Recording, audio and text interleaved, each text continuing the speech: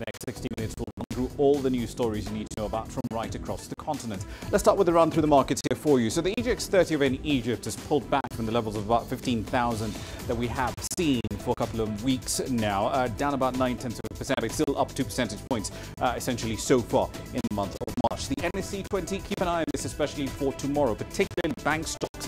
Earlier today, the judiciary in Kenya did rule that the rate cap law was essentially unconstitutional, but it suspended the application of that judgment for 12 months. What does that mean for you? We'll have some analysis for you in about 24 hours. Here's what's coming up tonight. We'll be looking into the number of people killed by Eskom's pollution every year. MPs in the UK are debating the way forward for Britain's exit from the EU. And France partners with Kenya to build the East African nation's new commuter rail line. Right then, a very packed agenda tonight in Global Business. But let's start with the business of emissions. You'll remember earlier this week, we brought you a rather interesting Greenpeace report that disputes the number who are killed by Eskom's pollution every single year. South Africa's power utility puts that number at about 500 or so, 534. But the Greenpeace report says that coal plant emissions kill nearly 2,000 people a year. Greenpeace believes that Eskom is downplaying the health costs in an attempt to get a postponement from the government on when exactly to comply with air pollution legislation. Now, complying would essentially require Eskom to install new emission control equipment on its entire coal fleet, an expensive outlay on aging power plants. Right then, so let's get you the latest details on this particular story. Melita Steele is a senior climate and energy campaign manager at Greenpeace Africa. She joins me live from Johannesburg. Thank you very much for your time this evening. Let's pedal back a bit here for some context. South Africa introduced these emissions regulations in 2010. Some standards came into effect in 2015, another come into effect in 2020. What were the emissions levels that utilities like Eskom had to hit?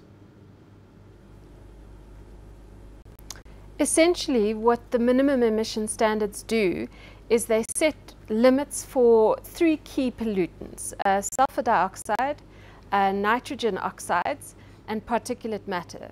And what happens in South Africa is that they were first implemented in 2015 at very weak levels. And the idea is that in 2020, which is next year, those levels would increase to become a little bit stronger and actually reduce again the levels of those pollutants that Eskom and other polluters must meet. Right. So has Eskom commented yet on the rebuttal to its application from this report that Greenpeace commissioned? Eskom hasn't responded directly to the report that Greenpeace has commissioned, although we are taking part in the public participation process for Eskom's application. And so we have submitted the report, which was an independent review that we commissioned, to both Eskom and the consultants who are running the process, essentially informing them that we believe that Eskom's study is so flawed based on the review that it should be thrown out completely or redone. Right. Let me loop back to something you said a little earlier. South Africa's emission standards, from all the material I've read in the run-up to this interview, have been criticized for being even weaker than those in China or India. What are the emissions levels and why are they set so low? Okay, so let's start at the beginning, which is setting the process of the minimum emission standards. So as you said at the beginning, those standards were set in 2010, and there was a consultative process around setting the limits. So big business, the government, they came together, and basically there was a negotiated settlement. So what business thought they could do, and as far as government thought they could do, was what set the minimum emission standards. And because it was a negotiated outcome, that means that they were not as strict as they could have been. But also because Eskom's coal-fired power stations are so old, it's really difficult for them they're highly polluting. So it would always be pretty difficult for them to comply. And so they pushed back quite strongly in terms of stronger minimum emission standards, but they were part of the process in the beginning. In terms of how South Africa compares to countries like India and China, for example, if you look at sulfur dioxide, currently coal-fired power stations in South Africa are allowed to emit 100 times the amount of sulfur dioxide that coal-fired power stations in China are allowed to emit. When it comes to particulate matter, coal-fired power stations in South Africa are allowed to emit 6 times the amount that coal-fired power stations in China are allowed. And when it comes to nitrogen oxides, coal-fired power stations in South Africa are allowed to emit 15 times as much nitrogen oxide as coal-fired power stations in India. So the differences are really significant, especially when you're seeing countries like China and India taking really quite aggressive steps to reduce pollution. South Africa is definitely being left behind. Indeed. Given what we know about the construction so far, would Medupi and Kusile, that's about 9 gigawatts of coal-fired power capacity there, would they be compliant to the 2020 emission standards? Well, one would expect so, wouldn't one? So Eskom is currently building 2 of the biggest coal-fired power stations in the world, which is Medupi and Kusile. They're both heavily delayed and over budget. However, both of them will not be complying with the minimum emission standards until 2030. So theoretically, Kusile will comply, but Medupi has to be retrofitted with flue gas desulfurization technology, which will only come into place in 2030, which means another 10 years at least of pollution coming from Medupi. And of course, even by Eskom's own estimates, that's going to be a few thousand deaths as a result of those emissions. There was a study commissioned by the Centre for Environmental Rights. It basically pointed out that Eskom exceeded emission limits 3,200 times in 21 months leading up to December 2017. Was there any punishment at all levied against the utility for this? So unfortunately, as far as Greenpeace is concerned, we believe that the Department of Environmental Affairs is not yet playing the role that it needs to play in South Africa in terms of really holding polluters to account and putting people's right to a healthy environment at the center. So the report has just recently been released, which shows the exceedances. But as far as I know, no steps have been taken against Eskom. And I would be surprised if the department did actually take steps, because from what we've seen, the department seems to be almost colluding with Eskom in terms of allowing them to continue to pollute without playing their role in terms of accountability.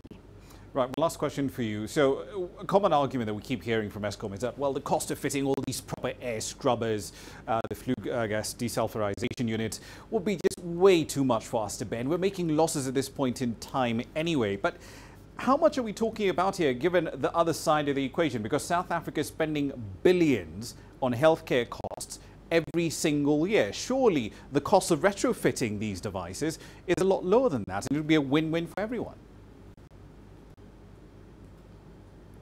So as far as Eskom is, in terms of their analysis, the number that they came up with is that they believe the costs of full compliance with the minimum emission standards would be about 187 billion rand.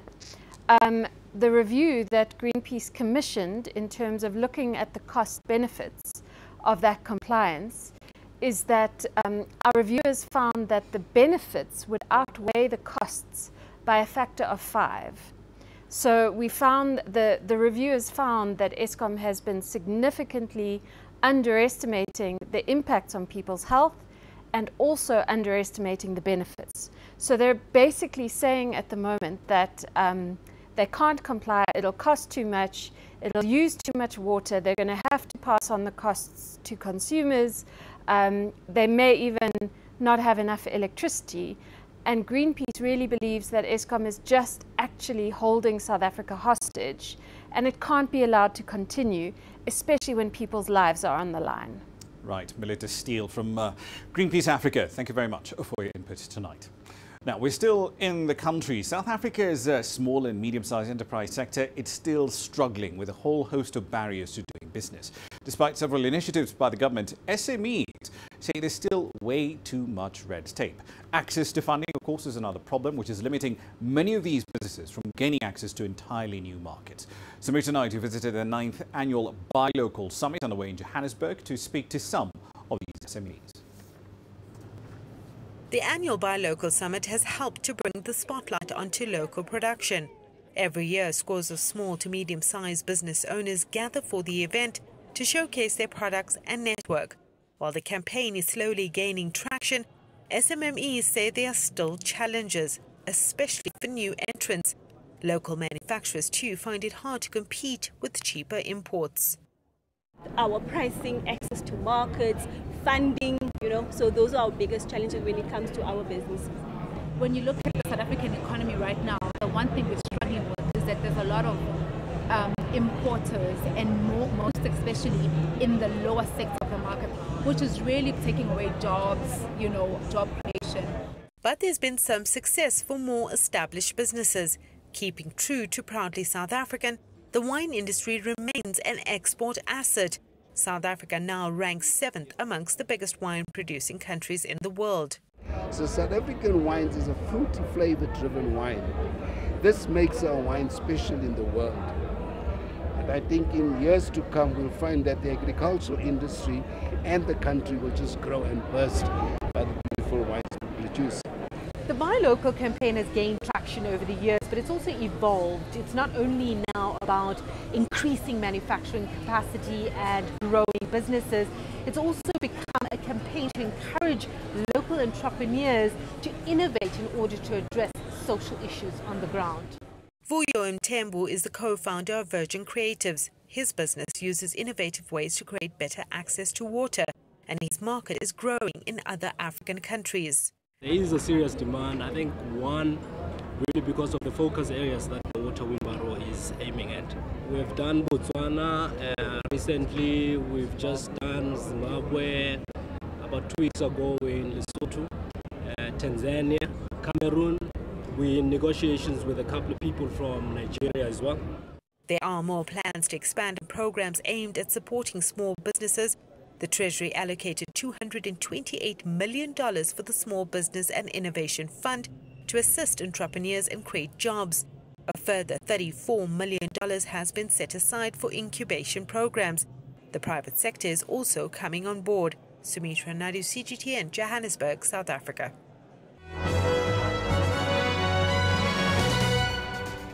Our company news wrap starts with MTN. It plans to raise capital through an IPO on the Nigerian Stock Exchange somewhere in the second quarter of the year. The mobile network operator will make the move once it has resolved a $2 billion tax dispute with authorities in Nigeria. MTN's IPO on the NSE, which was initially planned for last year, was put on hold in October due to the company's many issues with the Nigerian government. Dangote Fertilizer has signed a gas supply deal with the Nigerian National Petroleum Corporation as well as Chevron Nigeria. The deal requires both Chevron and the NNPC to supply an agreed amount of natural gas to the company. The project is part of Dangote's refinery plant scheduled to launch in 2020. It serves as a major source of foreign exchange earnings for Nigeria. The German airline Lufthansa says it has ordered 40 long-haul jets. Lufthansa placed orders of 20 each from the rival plane makers Airbus and Boeing. The airline is replacing its much older 4-engined fleet with more modern aircraft. Boeing will supply the 787-9 version of its Dreamliner. Airbus will supply the A350-900, both for around $12 billion. And finally, the Japanese automaker Nissan is asking shareholders to oust the former chairman Carlos Ghosn as director in an upcoming meeting in April. The notice for that meeting, sent out on Thursday, says a meeting to gender will also include a vote on Renault chairman Jean-Dominique Senard taking over as Nissan director, and the dismissal of director Greg Kelly, who was arrested alongside Mr. Ghosn for alleged misconduct. That's a run through your company headlines.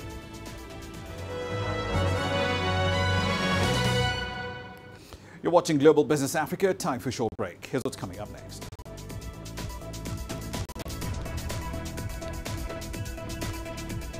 We'll explore the latest row between Nigerian authorities and Royal Dutch Shell.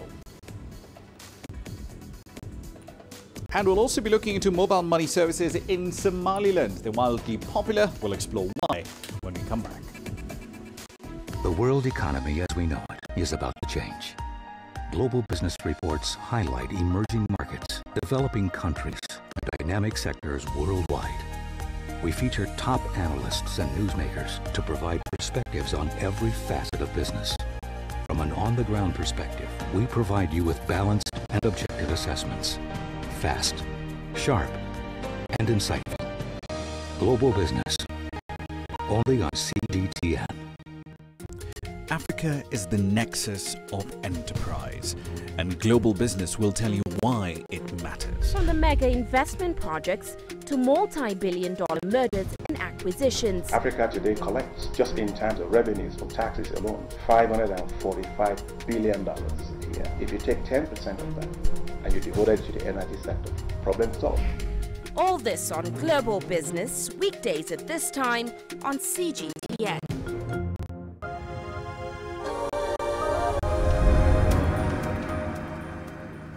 Welcome back to the program. You're watching Global Business Africa. The Nigerian President Muhammadu Buhari has ordered the National Petroleum Corporation, NNPC, to take over the controversial, for some, oil mining lease 11 from the Shell Petroleum Development Company. Now, OML 11 is one of the most important oil blocks in the West African state. It lies in the southeastern Niger Delta. It's home to about 33 oil and gas fields. So what exactly happened here? Deji Banwas is live in Lagos tonight with a lot more details on this particular story. So Deji, bring us up to speed with the latest here. NNPC being ordered to move in and start running OML 11. What happened?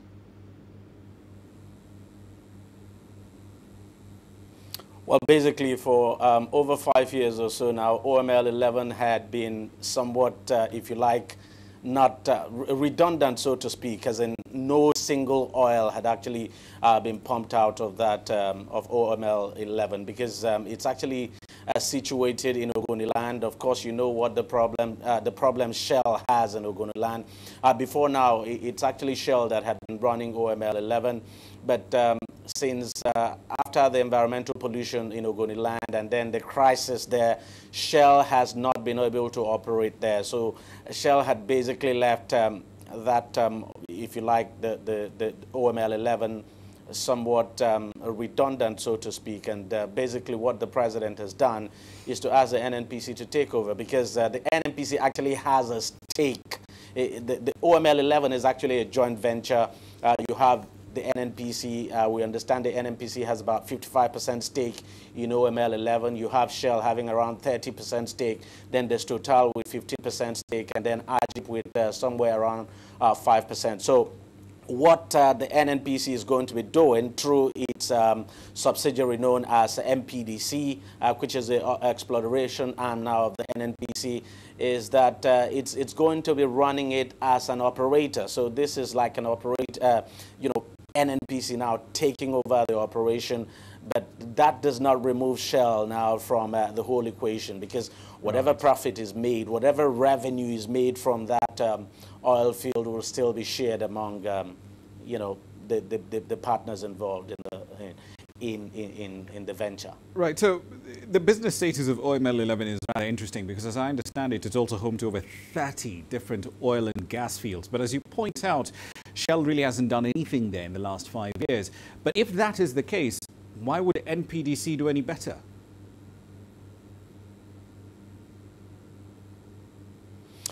Well, in fact, the NPDC is considered a NPDC is considered to have the expertise when it comes to oil exploration. It's the subsidiary. It's actually the arm of the NNPC that is into oil exploration and production. And of course, the NPDC is actually active in the oil industry. It actually operates a number of oil wells in the industry, and it's doing well. So the understanding in the industry is that MPDC has not just the capacity, but it has the manpower to be able to run this, and that it will be able to run it better. Besides, MPDC, as you know, is government-owned, and since it appears Shell has a problem with the local people there, this is now a government agency now going in there to run to run it, and the hope and understanding is that you wouldn't have that scuffle you have between Shell and the local folks there in Ogoniland. Do not forget that for quite a while now, the cleaning up of the environment has actually not gotten off the ground yet. So that issue is still there, and we understand the NPDC has actually agreed to certain conditions. I mean, the NNPC now has actually agreed to fulfill certain terms now, and that's the reason why it's actually going in there. So the NPDC has got the capacity and the manpower to do this. All right, we'll be there for the time being. Thank you for that. That's Tejabab Hussain live, of course, from Lagos. Now, we're still in the general West African region. Let's head over to Ghana. The depreciation of the cedi against foreign currencies is taking quite the toll on businesses. The local currency over there is weakened by 11% against the American dollar, and that was just in 2018. Here's CGTN's Nabil Ahmed Rufai with more. Owusu Efrie sells car parts at this retail hub in Accra. He relies on imports from Europe and China, but Owusu says a percentage plunge in the value of Ghana's cedi against the US dollar in 2018 means the goods he buys are now much more expensive. The dollar is used to calculate taxes on our imports. So when the cedi depreciates against the dollar, it increases our cost of doing business. Owusu and other dealers say they are forced to pass those higher costs on to customers. Car parts dealers have been charging higher prices since January, but they say business has been slow as a result, with many consumers no longer able to afford their products. The value of the cedi against the dollar hits all-time low this month. It comes despite government efforts in recent years to stem the decline by imposing foreign exchange restrictions and making it easier for companies to repatriate their export proceeds. The Bank of Ghana is plowing $800 million into stabilizing the country's currency, but some economists say the government needs to focus on long-term changes instead, such as reining in public spending, boosting productivity, and addressing Ghana's trade and budget deficits.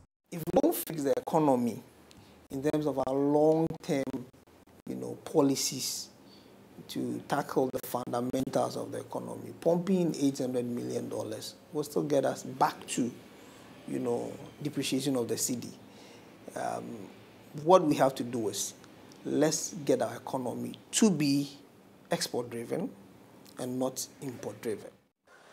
Owusu agrees.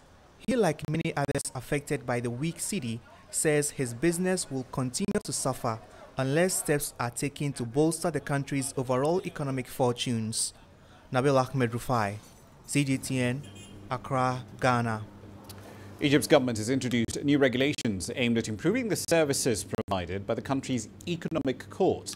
These specialized outlets have been given a new mandate to cover a much wider scope while operating a bit more efficiently. CGTN's Yasser Hakim explains. Economic courts have been established in 2008 to separate it from the overburdened civil courts. The pressure is huge on the civil courts because of the high number of cases and slow judicial processes, which had angered investors. The economic courts are supposed to facilitate and speed up the court cases. Having a prompt and fair justice system is crucial. Now the government is widening the scope of these courts. Cases related to money laundering, financial transactions and bankruptcy have been added to its portfolio. What we're trying to do with this law is to expand the jurisdiction of these economic courts to be able to cope more with what we call the digitized approach to our financial sector, at least. So parts of it is, looking at laws for the central bank, looking at the banking sector specifically, looking for non-financial banking institutions. The new regulations to be put in place also aim to improve the performance of the economic courts. The Egyptian economic courts will now be able to digitize their services in a sense whereby you can file certain cases online where e-signature will be as well accepted. Now, one of the important parts of these economic courts is who are the judges. So here we have more specialized judges that understand the concept of investment laws, the concept of intellectual property right. So this would facilitate and make the process much faster in terms of dealing with these cases. The government hopes these new facilities will create further investor confidence in the legal system. The new regulations have been ratified by the Constitutional Court and Parliament. Now it is waiting for ratification from the President before going into effect. Yes, Hakim for CGTN, Cairo. Ethiopia is implementing reforms to broaden its financial sector. The country's banking industry is largely dominated by state-owned entities, with 2 state-owned institutions retaining more than 60% of the market. From Addis Ababa, here's CGTN's Bulletin with an outlook of how the sector is transforming. Representatives of some of the 16 private banks and 2 state banks in Ethiopia, listening as fintech technology, an international tech company, guides them through some new banking models. All that they need to do is to identify a few reliable individuals in the villages, then they give out these devices to them. Then through this now, all the banking activities that would otherwise be done using the traditional counters can now be done by ordinary appointed agents in the villages. More such ideas are expected to flood the Ethiopian market as part of the new Prime Minister Abiy Ahmed's demand to modernize the banking sector. For decades, federal regulators alone dictated what banks could and couldn't do. In the year 2008-2009, banks were directed to implement core banking systems, and that was a regulatory requirement. Then come 2011-2013, when the modernization of the automated payment system started, they were also directed to do the clearing system, the payment clearing system. The ongoing reforms are pushing for market-driven solutions. If you see the bank's corporate strategy, digitalization is one of the pillars, because now the bank understands the importance of these IT technologies, which plays important role to satisfy the customers' any requests. So we are doing our best to modernize our services. Prime Minister Abiy wants the banks to be more proactive to support a stronger economy, one that is currently reeling from double-digit inflation and a serious shortage of foreign currency. The Prime Minister replaced the governor of the central bank and appointed new leaders for the 2 state-owned banks. He wants the institutions to step up their performance and be able to finance more public projects. However, there has been little talk so far about opening the financial sector to non-Ethiopians. Coletta Njohi, CGTN, Addis Ababa, Ethiopia.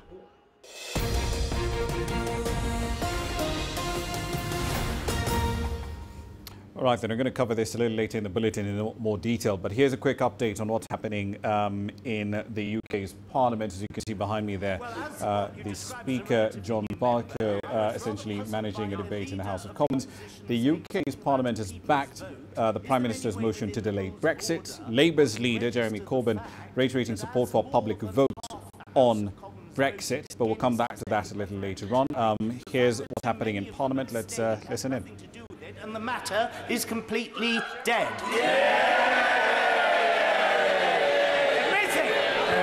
Well, the Right Honourable Gentleman has registered his view with his usual force, and we are grateful to him. I don't think he's interested in a response from me, and he'll be pleased to know that he's not getting such. No further to that point of order. Point of order, Laura Smith. For allowing me to make this point of order, Mr. Speaker. It is on an unrelated matter to today's proceedings, but I believe it is of the utmost importance.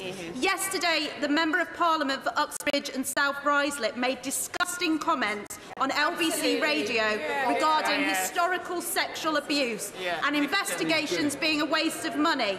His exact words, Mr. Speaker, were spat money up the wall, a well-known colloquialism for ejaculation.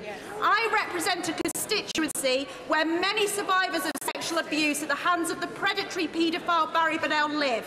I represent a constituency where men like Gary Cliff and Steve Walters and many others spoke about the abuse they suffered, resulting in the imprisonment of Barry Bonnell.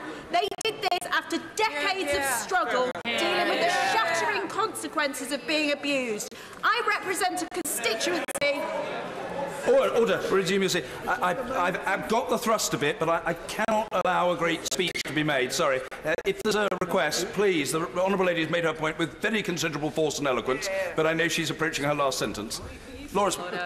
I understand that the member did not make the comments in the House, but that should not place him beyond reproach. What advice can you give that I might pass on to those affected in Crewe and Nantwich as how to best proceed to hold this member to account for his actions, which in my opinion fall far, far below the standards expected of parliamentarians? And of course, you can expect a lot more content from the House of Commons a little later. But just to summarise essentially what has happened so far today, legislators have voted on a couple of amendments with regards to Brexit. They have voted against an amendment to take control of Brexit away from the Prime Minister. They've also effectively voted against a second referendum as well. And remember, they've already voted twice against deals negotiated by the Prime Minister. So we'll see exactly what legislators do want a little later on in the hour. Now, let's come back to the continent, shall we? Hyperinflation and economic isolation. They've pushed the internationally unrecognized Republic of Somaliland much, much closer to being a really cashless economy. Mobile money services over there have taken off over the past decade. In Africa, 1 in 10 adults across the continent uses them. Here's CGTN's Alexandria Majella telling us how e-money services have become convenient and ubiquitous across Somaliland. 38-year-old Barhat Ali sits by the dusty road of Hargeisa's currency market. After 20 years in the business, he has found a formidable foe in technology. But the introduction of mobile money transfer to the Somaliland economy is changing its fortunes. For the last 5 years, there's been a problem. Since electronic money transfers were introduced, it's like people don't need us anymore. We're trying to adapt. But since the app added a feature where one can change currencies on their phone, it's been difficult. The Somaliland market offers 2 mobile money transfer apps to the 3.5 million people populating this semi-autonomous region, Zad and e-Dahab. e-Dahab mobile payment service is owned by leading international money transfer company, Dahabshil. The application allows customers to upload funds to their mobile devices and use the credit to pay for goods and services, as well as send money to individuals in other countries through telecommunication provider Somtel. e-Dahab is also the only application that offers a currency trading option because Somaliland is a dual currency economy using both the US dollar and the Somaliland shilling. Firstly, when you are receiving remittance from abroad for your families and relatives in the abroad, the customers used to go in our branches and collect the money. Now they are receiving the remittance of their money to their mobile while they are maybe in the countryside, in the village, or their gardens, or while they are following their camels. They can receive their remittance or funds from relatives or families in the abroad through their mobiles. While the apps have certainly made life a lot easier for citizens, they have ruffled feathers in the hard currency market. However, some traders are choosing to embrace the tech. For me, it's business as usual. Nothing has really changed. If you want to load money to Zad or e-Dahab, it's fine with me. I do both types of transactions. I'm here every day from morning to midnight, and the business is good. There's still a large portion of the population with a need for hard cash currency traders. However, they are operating on borrowed time, as the convenience of being able to buy any goods and or services using the apps in a mostly cashless society will catch up with them. Hyperinflation has driven mobile money to the fore of commerce in the breakaway Republic of Somaliland. The government is looking to regulate the sector as Somaliland finds itself arguably crowned a de facto leader of cashless societies. Last year, the authorities mandated that all transactions under $100 be made in Somaliland currency.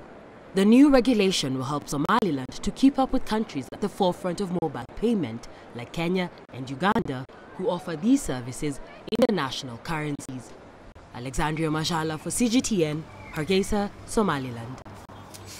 All right, then let's go back to the developing story really for the day. The vote in the House of Commons. Richard Bestick is live in London tonight with the latest developments from that side of the world.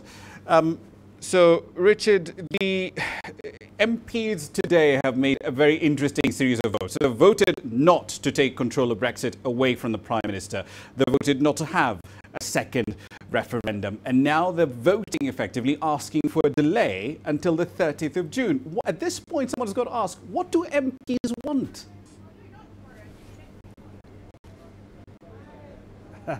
Well, we now know that they want a delay, Ramah, because they're simply not in a position to proceed with Brexit. Some nearly 3 years after the referendum, they have failed to meet that deadline that will hit in 15 days from now. And so what the Prime Minister Theresa May has been forced to do against her will is put before the House the idea that they extend it. They stop the clock on Brexit. She will then produce yet again. You remember those meaningful votes we had? We had one earlier in the week which was resoundingly defeated. Then we had one in January which was resoundingly defeated. Well, she's going to come back probably next Tuesday and put it before the House again in a pretty much largely unchanged state and ask MPs to vote on it. She'll be requiring 75 MPs or so to change their minds to get it through the House. If she does, and it's a pretty tough ask, if she does, she can then go to the EU Leaders Summit next week and ask them for an extension, because bear in mind, although the House here has asked for an extension to Brexit, the actual decision rests with Brussels. And if she has under her belt a victory, she finally gets this withdrawal agreement that she negotiated with the EU through the House, she can go to them and say, well, we'll need just until June. If she fails for a third time, and that's a possibility, she will be in a position where she will have to accept the terms from the European Union. And the EU Commission President has already said today that he would like to see, and he'll be recommending to leaders of the European Union, that they actually go long. In other words, that they delay Brexit for 21 months, nearly 2 years, Ramah. That will cause ructions over here. It'll be a difficult task for Theresa May. But that's the situation as it stands. She'll be trying to get through her same old deal through the House. If she fails, she's in a position where she's got to ask the European Union, can we have a further extension? And they'll be saying, well, for what reason? Indeed. They'll probably come up with the answer. You're going to need a lot of time to rethink that one. Indeed. So at this point, and I know this might be another moot question, but why not just withdraw Article 50?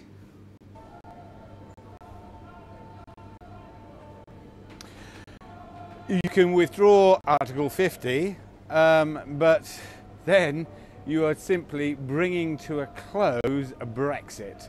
In other words, you're stopping Brexit without any consultation of the people or consultation of Parliament.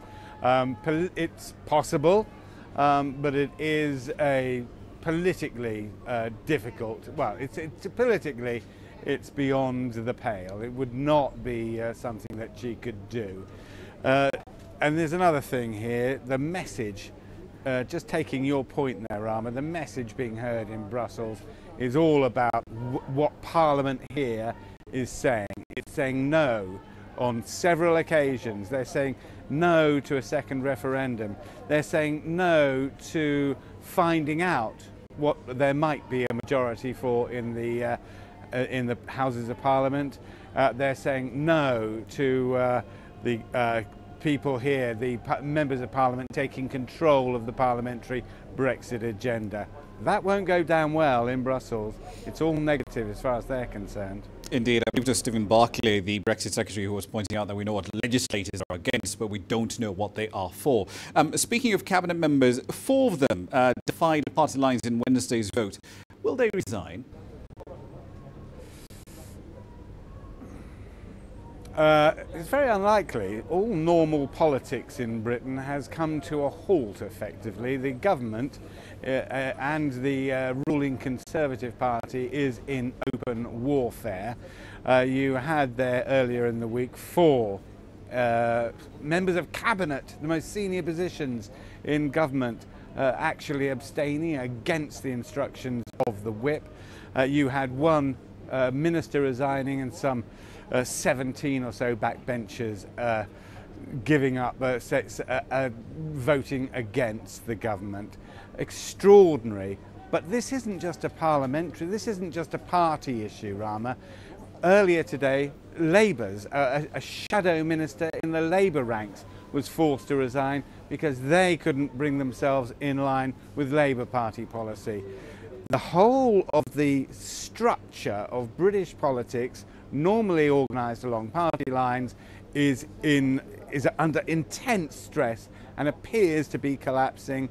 And the divide now is not Labour opposition or ruling Conservatives, but rather Remain or Brexiteer, in favour of Brexit or against it. And that's the division, and it crosses party lines entirely.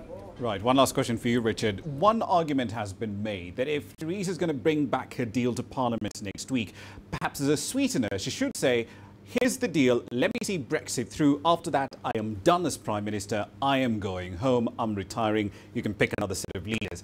Might that work?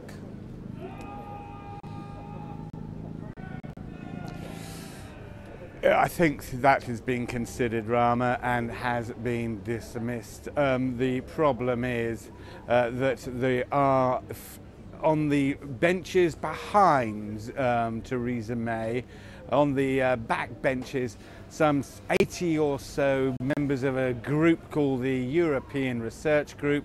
They would never vote for her deal, or would in the past never have voted for her deal. So that rules out that she simply wouldn't be able to get it through. There was one suggestion that, yes, what we'll do is we'll vote for your deal if you then have a referendum. That didn't work either. There are all sorts of little schemes that just aren't working. And they aren't going to work until somebody somewhere comes up with an idea that can appeal to the broad section, that can get a majority inside Parliament. At the moment, that's very difficult to see how that can be done. And until that happens, it's very difficult to see how they can work their way forward. What will? I mean, for example, let me give you one very good example. One of the amendments today was for a referendum. More than half the House voted against having a second referendum.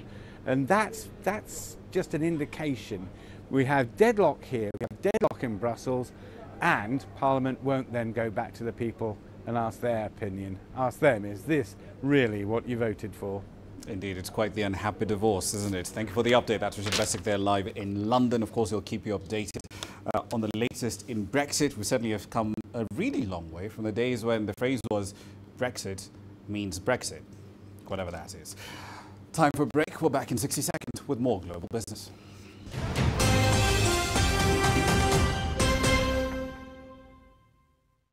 Business in Africa is at a crossroads. We celebrate those who are adopting and thriving despite the challenges, from grassroots to big businesses. Global Business takes you along for the ride as we track the making of a giant. Only on CGTN.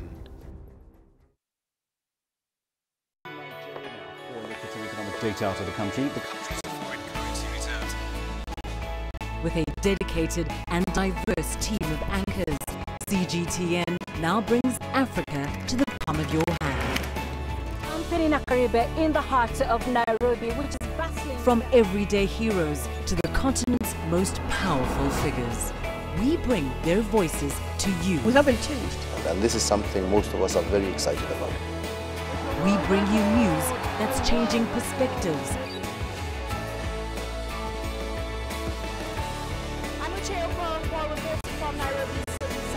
News that brings Africa to the world.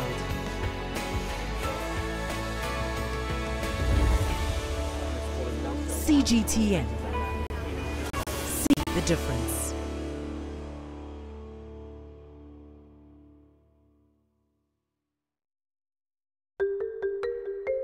How will your world change today? What happens here? What happens there? What do you make happen for yourself? If it matters to you, it matters to us too. Your stories are the stories that need to be told. Africa Live. Find your voice.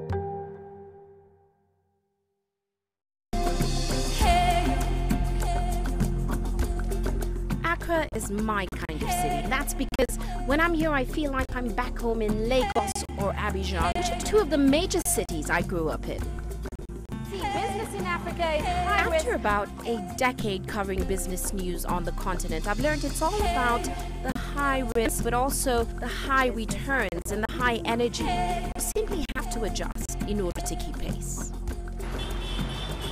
When I started out as a journalist, my dream was to open people's minds to the different perspectives. From the CEO in the boardroom to the trader out in the street, we all have different stories. From Accra to Addis Ababa, from Cairo to Cape Town. And I wouldn't have it any other way. Here at CGTN, we realize that Africa is on the move, and it's moving fast, but we're moving right along with it. I'm Uche Okoronkwo, and I'm a business anchor and reporter at CGTN.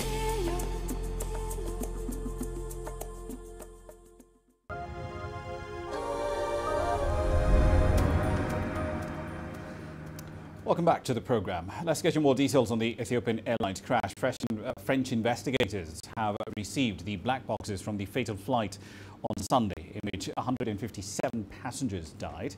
It's hoped that a readout of the data from the flight data recorder and the cockpit voice recorders will hopefully reveal while the Boeing 737 MAX 8 fell out of the sky. Here's that report.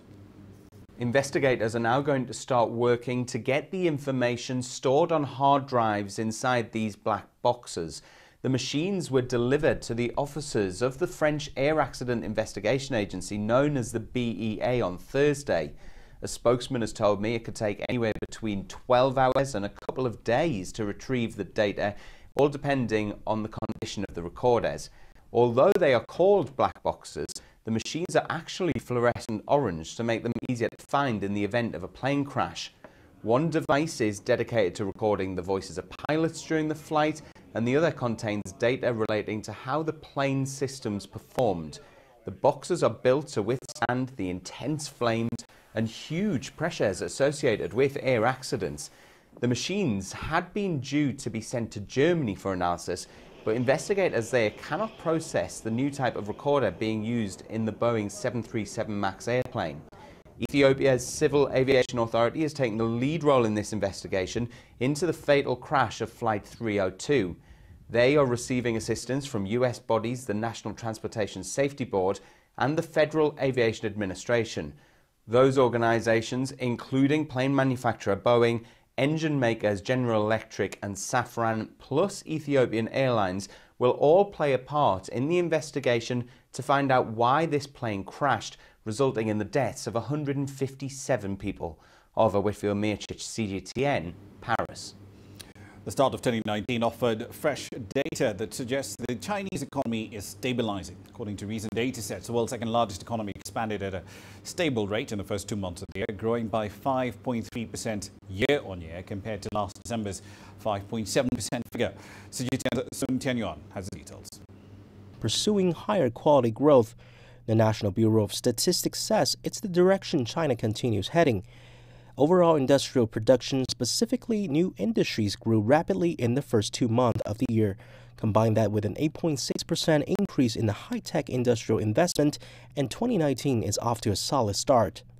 There were drops in automobile and phone production, but also the growth in mid and high-level manufacturing. Market expectations are positive, and more policies such as tax reductions will come out soon to support manufacturing in the next stage. The nation also saw sound development in its service sectors. Information transmission grew almost 27%. But as the economy transforms, China's GDP in 2018 dipped slightly compared to the previous year. Mao says there were influences both at home and abroad. In 2018, China faced instability and uncertainty from overseas, especially in foreign trade. These factors cannot go unnoticed. In the first 2 months, the total value of imports and exports increased 0.7% to 4,500 billion yuan. In December, it was down 1.2%. And as for domestic issues, we've been working to improve livelihood, employment, and environment all together to promote high-quality development. As long as growth stays within a reasonable range, we will continue to push economic adjustment and industrial upgrades. The Bureau says China still faces downward pressure. They feel the next step is to further stabilize the country's economy for a solid 2019. Sun Tianyuan, CGTN, Beijing. And the South by Southwest Festival is underway in Austin, Texas. It says it's about many different things. Among them, though, is seeing some of the hottest new bands on the planet. But it's the record labels that often give bands the platform to be discovered. And yet, as streaming services continue to bring artists and their listeners closer together, chopping out that middleman. The puzzle now is, what's the future for record labels? CGTN's Owen Fairclough filed this report.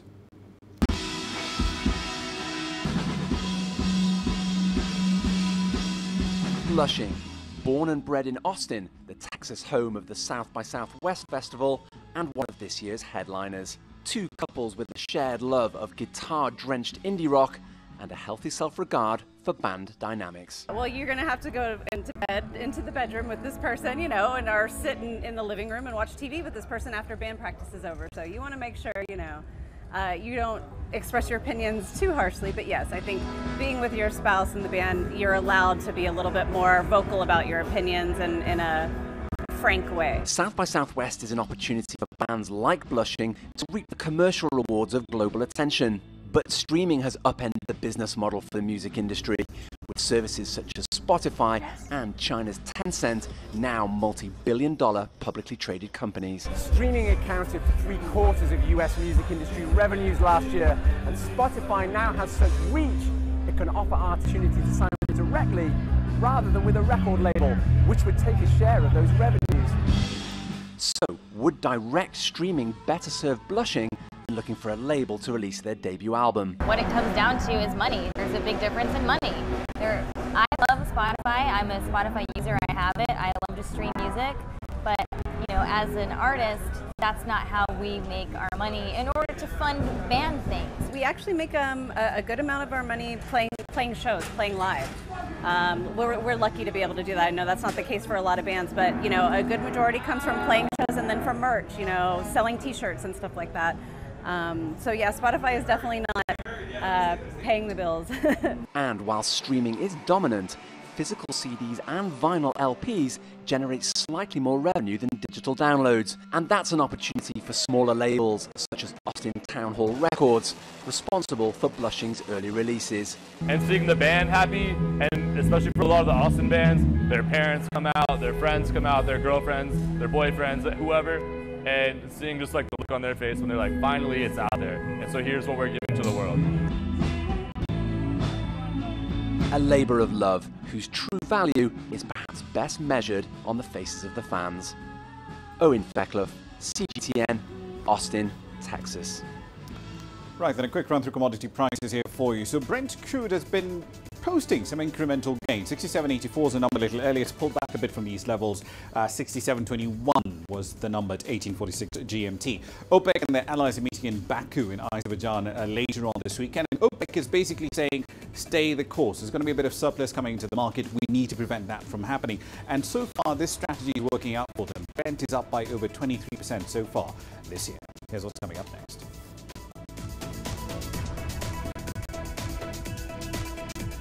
We'll explore how France is partnering with Kenya to build East African nations' new commuter rail line. Images may appear to be identical, but looks can be deceiving. The difference is not always obvious. it has to be discovered. There are always different sides to a story. We put the focus on the details. To see more, to understand better. CGTN. See the difference.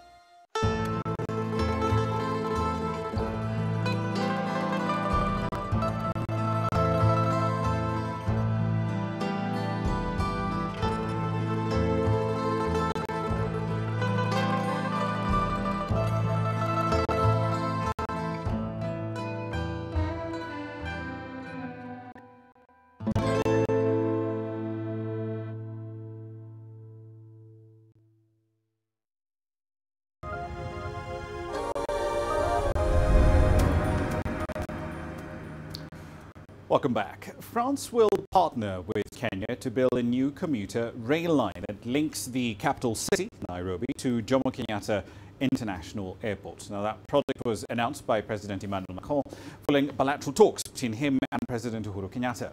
The project is set to be completed in 2021. It's going to be vital to reducing congestion in the capital. Here's CGTN's Robert Nagila with more. It's a challenge the city of Nairobi has been grappling with over the last decade. Gridlock traffic. The traffic affects all, this taxi operator says. Fuel consumption is high and you waste a lot of time in traffic. The government's approach to decongest the city is to introduce a bus rapid transit system and a commuter rail network linking low-income suburbs and the central business district. Nairobi is a city whose daytime population is now approximating 7 million people. So with residents of about 4 million, that is 3 million people moving in and out of the city every day. So it is necessary for us to make this investment. That investment is a partnership between Kenya and France to build a modern rail line linking the Jomo Kenyatta International Airport and the city centre, a distance of about 20 kilometers. Parfaitement rappelé, l'impact à la fois le quotidien. The commuter rail system will have a huge impact on Kenyan citizens with regards to air pollution and traffic management. The development of this project is essential. The perspective we have for the project is to help rehabilitate and facilitate transportation to the Jomo Kenyatta International Airport. The proposed rail link will be built by a consortium of French companies led by Alstom. Already, the Kenyan government has built 10 new commuter stations and has ordered 4 additional commuter trains from Spain. The new line will serve 500,000 passengers daily and is expected to be completed in 2021. Robert Nagila, CGTN, Nairobi, Kenya. Right, then a quick run through the currencies here for you. So weakness, further weakness really is a main theme across the currencies we do track here. The Kenyan shilling easing by about 0.2% to around 11.18. The South African rand was about 14.14 yesterday, easing by about 0.1%, give or take, on that particular unit. 14.50 is a relevant number that we're looking at the moment. That's it for this edition of Global Business. As always, we'd like to hear your thoughts